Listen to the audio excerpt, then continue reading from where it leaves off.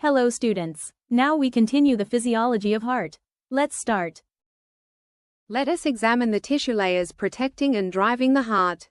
The outermost structure is the pericardium, a fibroserous sac that fixes the heart in place and secretes a lubricating fluid to eliminate friction during contractions. Beneath this lies the epicardium, followed by the thick myocardium. The myocardium consists of highly specialized, branching cardiac muscle fibers arranged in a functional syncytium, which allows rapid, coordinated contraction. Finally, the endocardium provides a supersmooth endothelial lining that prevents friction and clotting inside the chambers. Moving inside, we look at the superior receiving chambers, the atria. Because they only need to push blood down into the adjacent ventricles, their muscular walls are relatively thin. The right atrium collects deoxygenated systemic blood from three major pathways: the superior vena cava, inferior vena cava, and the coronary sinus. Conversely, the left atrium receives freshly oxygenated blood from the lungs through four pulmonary veins. Note the internal pectinate muscle ridges and the fossa ovalis, which is the closed remnant of the fetal shunt. The inferior chambers, the ventricles, are the primary power pumps of the circulatory system. Their internal surfaces feature muscular ridges called trabeculae carneae, which prevent suction.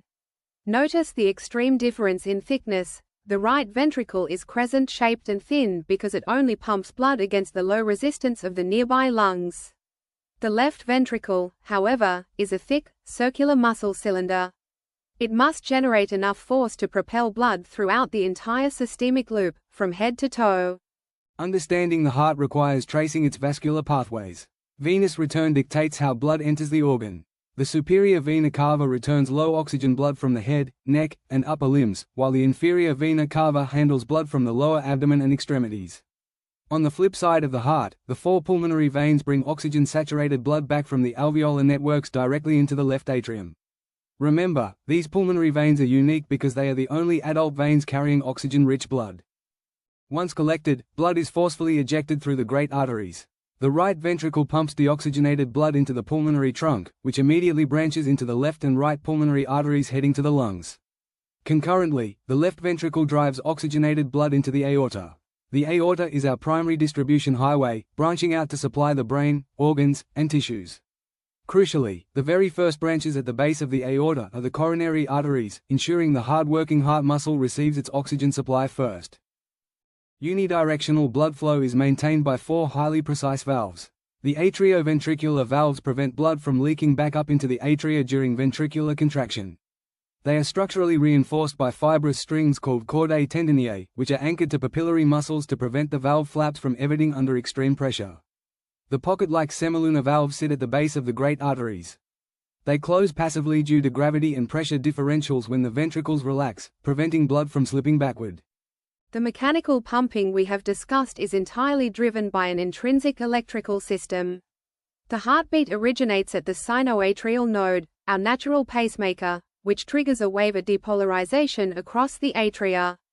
This wave hits the atrioventricular node, which purposefully delays the signal for a fraction of a second.